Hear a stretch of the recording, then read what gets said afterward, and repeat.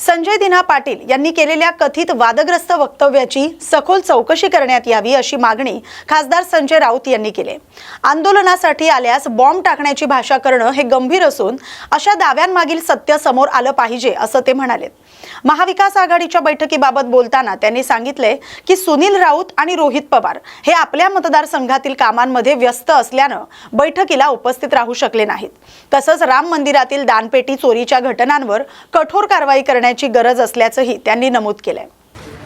तुम्ही जे म्हणतात की मी म्हणतोय मुलाखतींचा तुम्ही संदर्भ दिलेला आहे। तुमच्या चॅनलवर दिलेल्या मुलाखतीमध्ये हे महाशय असं म्हणतायत की माझ्याकडे बॉम्ब आहे।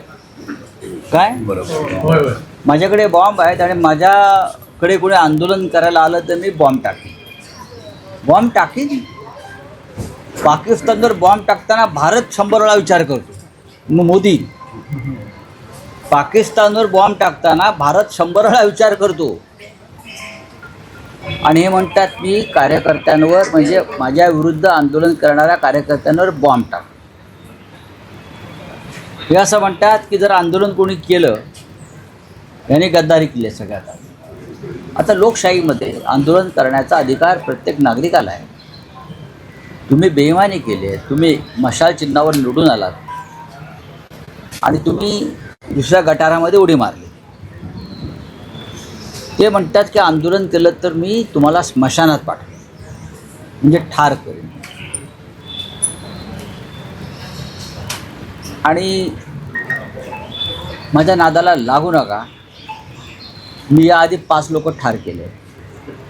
आता हे 5 लोक ठार केले असतील तर ते कोणत्या प्रकरणात त्यांनी ठार केले, कधी ठार केले, ते कोण होते, त्यांच्या बॉड्या मिळाल्यात का नाही, रिकवर झाल्यात का नाही त्यावेळेला, हे असं म्हणतात।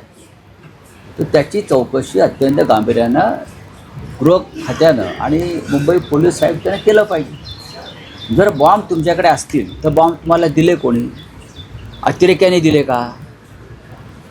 जर अतिरेक्यांकडून तुमच्याकडे बॉम्ब आले असतील तर दहशतवाद विरोधी पथकाकडे ही केस दिली पाहिजे, कारण बॉम्ब अतिरेकी बनवतात ना। मुंबईवरती बॉम्ब हल्ला कोणी केला? दाऊद इब्राहिमने केला किंवा पाकिस्तानमधल्या अतिरेक्यांनी केला, कसाबने केला। हे अतिरेकी आहेत, त्यांच्याकडे बॉम्ब होते आणि हा माणूस म्हणतो माझ्याकडे बॉम्ब आहे। एकनाथ शिंदे यांचा बॉम्बचा कारखाना आहे का?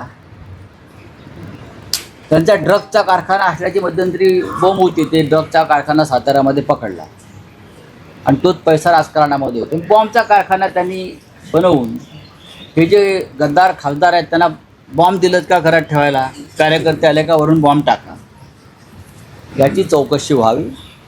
आणि कोर्टामध्ये आता आमचं एक पिटिशन जाईल। आमच्या एकाही कार्यकर्त्याला हात लागला, कोणावरती खुनी हल्ला झाला ते त्याची जबाबदारी या बॉम्बची धमकी देणाऱ्यावरती आहे, लक्षात घ्या। आणि मी परत सांगतो, दादागिरी कोणी करायची नाही। आपण गद्दारी केली, आपण 50 कोटी गिळले आहेत ना, मग ते भाऊ वागचौरे असेल, संजय देशमुख असेल यवतमाळचा, परभणीचा तो संजय जाधव असेल, नागेश आष्टीकर असेल, तुम्ही तुमच्या अवकातीमध्ये राहावं। उगाच पोलिसांच्या मदतीनं किंवा अमित शहांच्या कवचकुंडलांवर शिवसैनिकांना डिवचू नका।